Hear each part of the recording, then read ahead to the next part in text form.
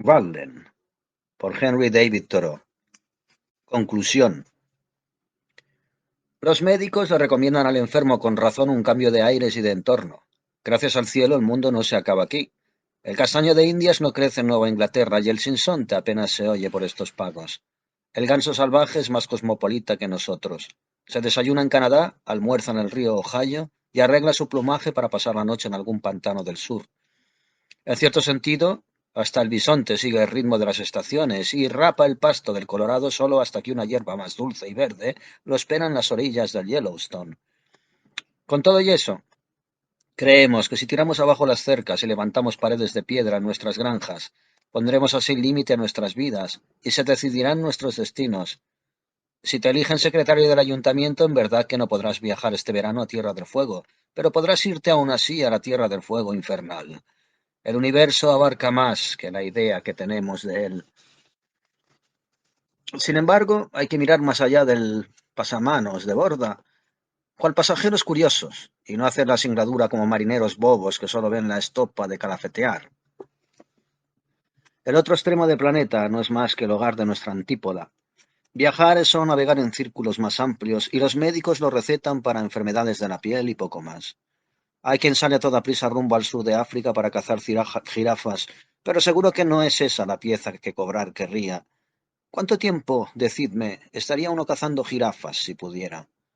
Las agachadizas y las chochas pueden hacer también de blanco exótico para el cazador, aunque creo que la caza más noble pasaría por ponerse uno como blanco de sí mismo. Mira dentro de ti y encontrarás mil religiones y mil regiones en tu mente, aún por descubrir. Viaja allí y hazte un experto en tu propia cosmografía. ¿Qué representa África? ¿Qué Occidente? ¿No queda acaso en blanco nuestro propio interior en el mapa, aunque negro sea como la costa una vez descubierto? ¿Daríamos con el nacimiento del Nilo, o del Níger, o del Mississippi, o con el paso del noroeste alrededor de este continente? ¿Son estos los problemas que más le conciernen a la humanidad? ¿Es que solo se ha perdido Franklin para que su mujer tenga tantas ganas de encontrarlo? ¿Tiene siquiera noticias el señor Grinnell de su propio paradero? Es mejor ser los Mungo Park, Lewis, Clark y Frobisher de nuestros ríos y océanos interiores. Sí. Explora tus latitudes más altas. Lleva cargamentos enteros de carne en conserva en la bodega si es necesario y haz un monolito que llegue hasta el cielo con las latas vacías para que te encuentren. ¿Acaso se inventaron las latas solo para conservar carne? Pues no. Mejor sea un Cristóbal Colón de continentes y mundos enteros dentro de ti. Abre nuevos canales, no al comercio, sino al pensamiento. Cada persona es dueña de un reino, y comparado con él, el imperio del zar es una parcelita, un montículo que ha dejado atrás el deshielo. Aunque se puede ser un patriota sin tenerse ese mismo respeto y sacrificarlo más por lo de menos. Aman la tierra que acoge sus tumbas, mas nada sienten por el espíritu que podría aunar el barro del que están hechos. El patriotismo es un gusano en sus cabezas. ¿Qué vino a demostrar esa expedición para explorar los mares del sur, con todo su boato y presupuesto, sino el reconocimiento implícito de que hay continentes y mares en el mundo moral a los que todas las personas están unidas por un istmo o un entrante y que sin embargo ninguno de nosotros ha explorado? Lo que vino a decir fue que es más fácil navegar miles de kilómetros entre el frío, los temporales y los caníbales en un barco del gobierno con 500 hombres y muchachos que lo atienden a uno, que explorar el mar privado, el océano Atlántico y el Pacífico de la soledad de cada cual. Erret et extremos alter scruteur iberos, plus habet hic vitae plus habet ilevia. Naveguen otros a escrutar a los remotos iberos, más me queda a mí de Dios y a ellos más camino por delante. No merece la pena dar la vuelta al mundo para contar los gatos de Zanzíbar, pero es que incluso se puede hacer esto mientras se encuentra algo mejor, por ejemplo, el agujero de Simes, para poder entrar por fin en las entrañas del planeta.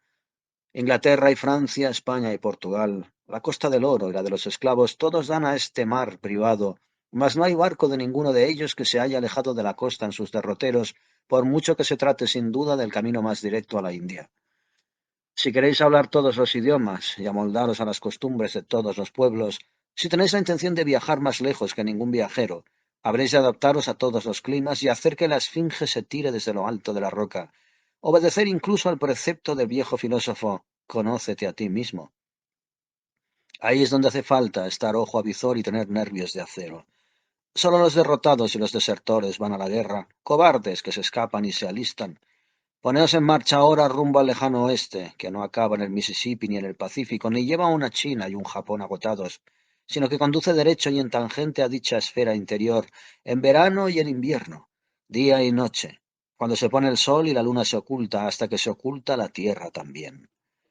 Dicen que Mirabeau empezó a saltar caminos para comprobar lo resuelto que había que ser a la hora de oponerse frontalmente a las leyes más sagradas de la sociedad.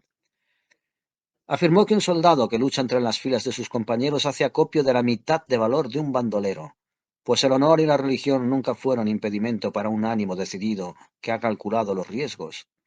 Esto era varonil, según están las cosas, y aún así, algo fútil también, cuando no desesperado. Alguien con más eso ya se habría opuesto frontalmente varias veces a lo que se toma por las leyes más sagradas de la sociedad, solo con haber obedecido leyes más sagradas todavía, y así habría puesto a prueba su decisión sin tener que sacar los pies del tiesto. No debe uno adoptar tal posición frente a la sociedad, sino conservar la posición que toque en obediencia a las leyes de su ser, que no se opondrán nunca a un gobierno justo, si es que fuera a darse tal cosa. Abandoné el bosque por una razón de tanto peso como la que allí me llevó. Tal vez pensara que me quedaban por vivir más vidas, y ya no tenía más tiempo para aquella. Llama la atención lo fácil que nos resulta seguir un recorrido determinado como si tal cosa, y abrir brecha en el camino. No llevaba viviendo en Walden ni una semana, y ya había abierto una vereda con mis pasos desde la puerta de mi casa hasta la orilla de la laguna, y aunque han pasado 5 o 6 años sin hollarla, todavía se distingue bien a las claras. Es posible, me temo, que el paso de otros haya contribuido a tenerla abierta. Las pisadas de la gente se imprimen con facilidad en la superficie mullida de la tierra, y así pasa también con las sendas que abre la mente. Los caminos del mundo deben de estar, pues, muy erosionados y polvorientos, y qué hondas deben de ser las rodadas que la tradición y la conformidad dejan en ellos. Si no quise viajar en camarote, sino dormir al lado del mástil en la cubierta del mundo, pues allí podría ver bien la luz de la luna entre las montañas, no tengo ningún deseo de bajar a la bodega ahora. Esto aprendí, al menos, por propia experiencia, que si uno avanza confiado en la dirección que marcan sus sueños y se esfuerza en vivir la vida que ha imaginado, logrará un éxito que no esperaba en el correr de los días. Dejará atrás ciertas cosas, cruzará un límite invisible. Nuevas leyes más permisivas y universales arraigarán en nosotros y en nuestro entorno, o bien se expandirán las viejas, que serán interpretadas a favor nuestro en un sentido más permisivo, y viviremos con el albedrío que rige a esos seres de un orden más alto. Cuanto más simplifiquemos nuestra vida, menos complejas nos parecerán las leyes del universo, y la soledad ya no será soledad, ni la pobreza será pobreza, ni la debilidad será debilidad. Si te has hecho ilusiones, no hace falta que renuncies a ellas. Es lo que tenías que hacer. Ahora empieza a apuntalarlas. Es ridículo exigir lo que exige Inglaterra y los Estados Unidos, que hables para que te entiendan. Ni las personas ni las setas crecen así, como si fuera eso importante y no tuvieras ya bastante gente que te entiende sin necesidad de recurrir a ellos. Como si la naturaleza solo pudiera con un único género de entendimiento, no cupieran en su seno tanto las aves como los cuadrúpedos, lo que vuela igual que lo que se arrastra, y su so y arre, que cualquier buey entiende, no fueran Román Paladino. Como si para estar seguros tuviéramos que estar bobos. Lo que más miedo me da es no expresarme con la suficiente extravagancia, no ir más allá de los estrechos límites que me impone la experiencia diaria, y así no estar a la altura de esa verdad en la que creo a pie juntillas. Extravagancia. Todo depende de cuáles sean para ti esos límites. La extravagancia no se le aplica igual al búfalo que migra y busca nuevos pastos en otras latitudes, que a la vaca que le da una coza al cubo de leche, salta a la cerca de la cuadra y echa a correr detrás de su ternera a la hora del ordeño. Ardo en deseos de hablar en un foro en el que no haya límites, como aquel que despierta y ve a otros que también despiertan, pues estoy convencido de que todo es poco cuando se ponen los cimientos de una expresión verdadera. ¿Quién que haya oído un aire musical va a temer hablar con extravagancia nunca más? A la vista de lo futuro o lo posible, habría que vivir con cierta relajación y sin estar muy definidos de cara a la galería, dejar que en ese aspecto el contorno sea borroso, ya que es la sombra que proyectamos lo que revela nuestra inclinación al sol. El espíritu de nuestras palabras debería revelar constantemente lo inadecuada que resulta su literalidad. Trasciende en el acto este espíritu. Solo queda el monumento de su letra, Las palabras que expresan el tenor de nuestra fe y nuestra compasión no son definitivas, con todo, su significado y su aroma son como incienso para una naturaleza superior. ¿Por qué tirar por lo bajo, con la vista puesta siempre en nuestra percepción más limitada y tomarlo como el no va más del sentido común? El sentido más común de la gente es el que tienen cuando duermen y les sale en forma de ronquidos. Tendemos a veces a meter en el mismo saco a los que no saben de la misa a la media, con los que son cortos de entendederas, porque lo que percibimos es solo un tercio de su entendimiento. Habría quien le pondría reparos al rojo de la mañana si se levantara a tiempo para verlo. Pretenden, según tengo entendido, que los versos de Kabir tienen 4 sentidos diferentes: la ilusión, el espíritu, el intelecto y la doctrina esotérica de los Vedas. Pero por estos lados se considera motivo de queja que la obra de un escritor admita más de una interpretación. Mientras Inglaterra se esfuerza en curar el tizón de la patata, no va a haber nadie que se esfuerce por curar el tizón del cerebro, mucho más extendido y de más funestas consecuencias. No creo que haya llegado a ser críptico, aunque estaría orgulloso si no se le pudieran poner más peros a estas páginas en lo tocante a la claridad de los que se le pondrían al hielo de la laguna Walden.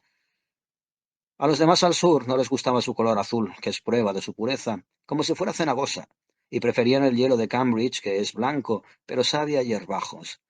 La pureza que le gusta a la gente es como ese halo de neblina que envuelve la tierra, y no como el éter de color azul celeste del espacio ulterior. Algunos repiten machaconamente que los estadounidenses y en general los modernos son enanos intelectuales comparados con los antiguos o incluso con los isabelinos, pero ¿a santo de qué viene eso? Más vale perro vivo que león muerto. ¿Es que tiene uno que ahorcarse porque pertenezca a la raza de los pigmeos en vez de ser el pigmeo más grande que le quepa ser? Que cada uno se ocupe de sus propios asuntos y se esfuerce en ser aquello para lo que fue creado. ¿A qué viene tanta prisa y desesperación por tener éxito y por tenerlo en empeños tan desesperados? Cuando alguien no le sigue el paso a sus compañeros, ¿no será que camina al ritmo de un tambor distinto? Que vaya al paso de esa música que oye, por muy lejos que se oiga, y sea cual sea su ritmo. No tiene por qué madurar a la velocidad de un manzano o un nogal. ¿Acaso ha de convertir en verano su primavera? Si aquello para lo que vinimos al mundo no está todavía en sazón, ¿qué peso tendrá cualquier realidad con la que lo sustituyamos? Cuando la costa es irreal, no puede haber ahí náufragos, ni naufragios. ¿A qué levantar con tanto esfuerzo un cielo azul de cristal por encima de nuestras cabezas para luego, cuando esté acabado, saber que tenemos la mirada clavada todavía en el verdadero cielo etéreo de más arriba, como si no existiera el otro? Había un artista en la ciudad de Kuru que estaba dispuesto a buscar la perfección a toda costa. Un día se le metió en la cabeza hacer un báculo. Como quiera que pensara que en una obra imperfecta el tiempo es algo a tener en cuenta, mientras que en una obra perfecta no hay consideraciones de tiempo que valgan, se dijo a sí mismo: será perfecto en todos los sentidos, aunque no haga otra cosa en la vida.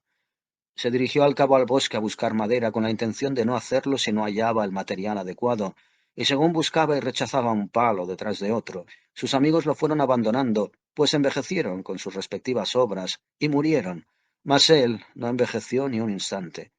Lo decidido que estaba en su propósito y su resolución junto a un elevado sentido de la piedad le otorgaron sin él saberlo la juventud eterna. Como no se comprometió con el tiempo lo dejó tranquilo, limitándose a suspirar a cierta distancia porque no podía vencerlo. Hacía mucho que la ciudad de Kuru estaba ya en ruinas cuando encontró un tallo adecuado en todos los aspectos y se sentó en uno de sus montones de escombros a pelar el asta. Todavía no le había dado la forma adecuada y ya se estaba extinguiendo la dinastía de los Kandahar, de manera que escribió el nombre del último de dicha raza en la arena con la punta del palo, para luego volver a su tarea. Para cuando había devastado y pulido la vara, Kalpa ya no era la estrella polar, y antes de que le pusiera la contera y la adornara con piedras preciosas, Brahma se había despertado y había vuelto a quedarse dormido muchas veces. Mas, ¿por qué me demoro en la mención de estas cosas? Cuando le dio el toque final a su labor, la creación más bella de Brahma se extendió de repente delante del sorprendido artista. Había creado un sistema nuevo al hacer el báculo, un mundo colmado de perfección y belleza en el que había perecido las viejas ciudades y dinastías, y las habían reemplazado, sin embargo, otras más bellas y esplendorosas. Y entonces vio el montón de virutas recién cortadas que tenía a sus pies, y dedujo que aquel enorme espacio de siglos había sido una ilusión óptica en lo tocante a sí mismo y a su obra, y que no había pasado más tiempo que el que tarda una sola chispa del cerebro de Brahma en caer sobre la tierra y encender la yesca de un cerebro mortal. Si era pura la materia y su arte era puro, ¿cómo no iba a ser el resultado algo maravilloso? No cabe darle ningún aspecto a la materia que más útil nos pueda ser que la verdad. Es lo único que no envejece. Por lo general no estamos donde creemos estar, sino en una posición falsa. Lo endeble de nuestra naturaleza nos lleva a imaginar una situación, y en ella que nos metemos, con lo que acabamos estando en dos sitios a un tiempo, y de ahí es más difícil de salir. En momentos de lucidez nos quedamos solo con los hechos, la situación que es. Di lo que tengas que decir, no lo que debas. Cualquier verdad será mejor que la mejor mentira. Le preguntaron en el patíbulo a Tom Hyde, el calderero, si tenía unas últimas palabras, y soltó: «Decidles a los sastres que le hagan un nudo al hilo antes de dar la primera puntada». De lo que pidió su compañero no queda registro. Por muy perra que sea tu vida, acéptalo y vívela. No la rechaces ni la llames cosas feas, no es tan mala como tú. Cuanto más rico te haces, más pobre te parece. El que está siempre poniendo pegas también las pondrá en el paraíso. Ama tu vida en toda su pobreza. Puede que tengas alguna hora de gozo, gloria o emoción hasta en el asilo. El ocaso lo reflejan con el mismo brillo las ventanas del hospicio que las de la morada del pudiente. Se derrite la nieve a su puerta a la misma vez en primavera. Una mente en paz consigo misma vivirá tan contenta en el asilo como en un palacio y tendrá los mismos animosos pensamientos. A veces me parece que son los menesterosos del pueblo los que viven vidas más independientes. Puede que su gran destreza estribe en saber recibir sin recelos. La mayoría piensa que es rebajarse recibir ayuda del ayuntamiento, pero lo que suele pasar, la más de las veces, es que se rebajan a sí mismos al ganarse la vida con deshonestos medios, lo que debería ser más reprobable. Cultiva la pobreza como un herbario, como la salvia. No te preocupes demasiado por tener cosas nuevas, ya sea ropa o amigos. Dale la vuelta a los viejos. Regresa a ellos. No cambian las cosas, cambiamos nosotros. Vende la ropa y conserva las ideas. Ya se encargará Dios de que no te falte compañía. Si tuviera que confinarme toda la vida en el rincón de una buhardilla como hace la araña, el mundo sería igual de grande para mí con tal de tener a mano mis ideas. El filósofo dijo: si a un ejército de 3 divisiones le quitas al general al mando, será el caos, mientras que al hombre más abyecto y más vulgar nunca le podrás quitar el pensamiento. No tengas tantas ganas de medrar, de someterte a muchas influencias y sacar provecho cuando es todo a todo punto desperdicio. Es la humildad, como las sombras, lo que revela las luces celestiales. Las sombras de la pobreza y la mezquindad nos rodean y he aquí que la creación se ensancha ante el ojo humano. Se nos recuerda a menudo que si nos concediera la riqueza de Creso, tendríamos idénticos fines y los mismos medios para conseguirlos. Es más, si la pobreza te veda las opciones y no te llega para comprar libros ni periódicos, por ejemplo, solo estarás limitado a las experiencias más vitales y significativas. Te verás obligado a vértelas con la mayor fuente de glucosa y almidón. Como la carne, la vida está más rica cuanto más pegada al hueso. Así te evitas ser un frívolo. Nadie pierde a un nivel más bajo lo que gana en magnanimidad a uno más alto. La riqueza superflua solo vale para comprar superfluidades. No hace falta dinero para comprarse el alma, que es lo más necesario. Vivo en el ángulo que forma una pared de plomo, en cuya fundición se vertió una pequeña aleación de metal de campana. Hay veces, en mitad de la siesta, que llega a mis oídos un tintineo indeterminado que viene de fuera. Es el ruido de mis contemporáneos. Los vecinos me cuentan sus aventuras entre famosas damas y caballeros, con qué eminencias se han sentado a la mesa. Todo ello no me interesa mucho más que el contenido del Daily Times. El interés de la conversación gira en lo esencial, en torno a la tradición y los modales, pero por mucho que la mona se vista de seda, mona se queda. Me hablan de California y de Texas, de Inglaterra y de las Indias, del senador don fulano de Georgia o Massachusetts, fenómenos transitorios y efímeros todos hasta que me dan ganas de saltar de su jardín como el noble mameluco. Me encanta orientarme en mi entorno en vez de caminar con pompa y circunstancia donde me vea todo el mundo. Mejor pasear, hasta con el hacedor del universo, si se me permite, y no vivir en este siglo XIX tan inquieto, nervioso, bullicioso y trivial. Mejor quedarme pensativo mientras el siglo pasa. ¿Qué celebra la gente? Están todos en la comisión de festejos y esperan continuamente que alguien pronuncie un discurso. Dios es solo el maestro de ceremonias y Webster su orador. Me encanta cargar el peso en pos de lo que me atrae con más fuerza y por derecho, gravitar en esa dirección y allí asentarme, mejor que colgarme de la romana y hacer lo posible por perder peso, y en vez de imaginarme una situación, asumir la que se da. Caminar por el único camino que puedo, ahí donde nada se me resiste. No me llena de satisfacción empezar a trazar la curva de un arco antes de tener bien puestos los cimientos. Mejor no jugar como esos niños que echan carreras sobre el hielo fino. La tierra firme está por todas partes. Hemos leído que un jinete le preguntó a un muchacho si el fondo de la ciénaga que tenía delante era firme. El chico dijo que sí, mas al cabo el caballo se hundió hasta el corvejón y el jinete se lo echó en cara al muchacho. Yo creía que habías dicho que el pantano tenía el fondo firme. Y lo tiene, respondió este último, pero todavía no ha llegado usted ni a la mitad. Lo mismo pasa con los pantanos y las arenas movedizas de la sociedad, pero hay que ser muchacho viejo para saberlo.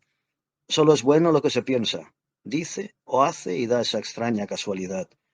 No seré yo uno de esos que clavan a lo tonto un clavo en una pared hueca. Hacer algo así me tendría sin dormir noches enteras. Dadme el martillo, ya buscaré yo a tientas la madera.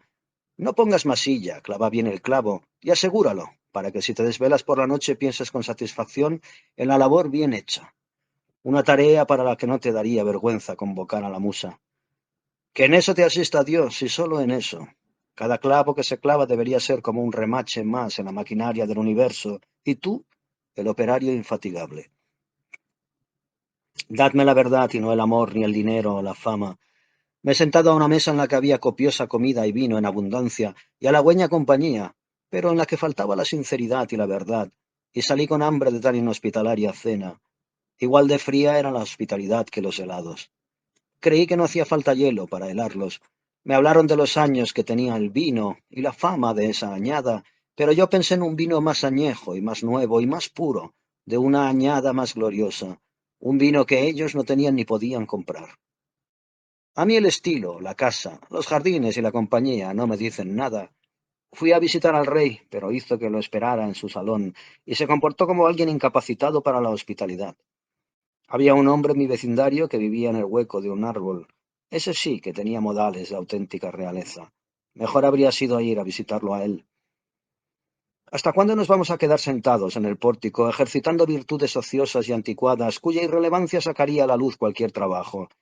Como si uno fuera a empezar su sufrido día contratando a alguien para que le cabe las patatas y luego por la tarde saliera derecho a ejercitar la mansedumbre y caridad cristianas con bondadosa premeditación.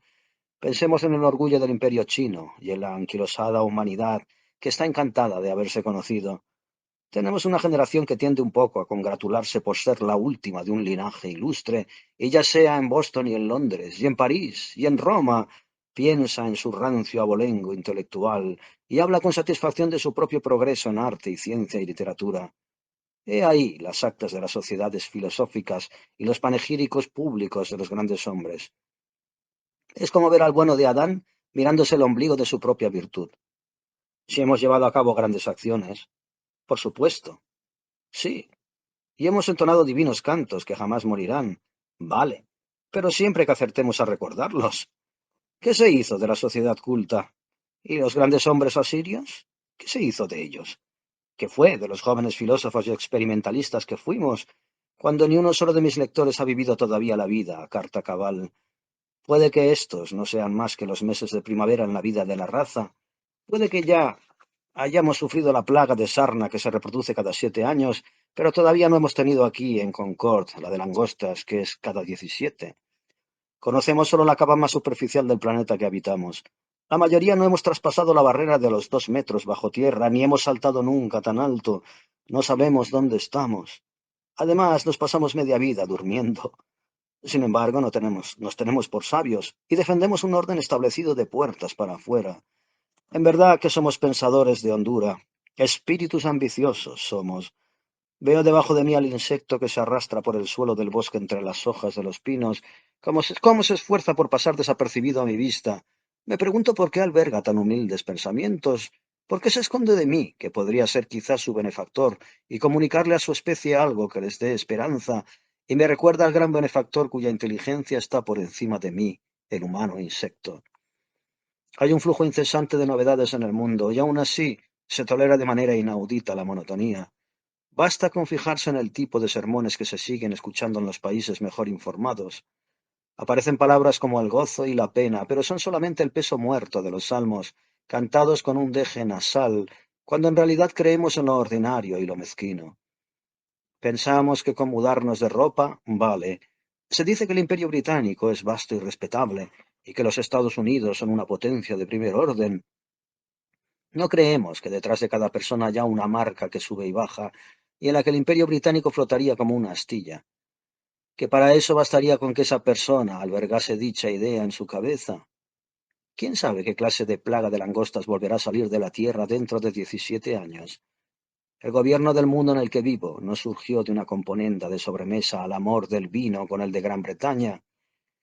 Cual el agua en el río es la vida en nosotros. La crecida puede llegar este año más alto que nunca y anegar las tierras altas agrietadas por la sequía. Hasta este puede ser el año propicio que ahogue todas nuestras ratas almizcleras. No siempre fue tierra firme esta que habitamos. Veo bien lejos de la costa las orillas horadadas de antiguo por la corriente, antes de que la ciencia empezara a llevar la cuenta de sus aluviones. Ha corrido de boca en boca por toda Nueva Inglaterra la historia de aquel insecto que salió pletórico de una de las capas de madera seca en un viejo tablero de manzano. La mesa llevaba 60 años en la cocina de un granjero, primero en Connecticut y luego en Massachusetts, y la criatura habría llegado allí en algún huevo puesto en el árbol vivo muchos años antes, como se dedujo al contar los anillos que restaban. Se oyó roer al bicho varias semanas, y puede que eclosionara por el calor de alguna tetera.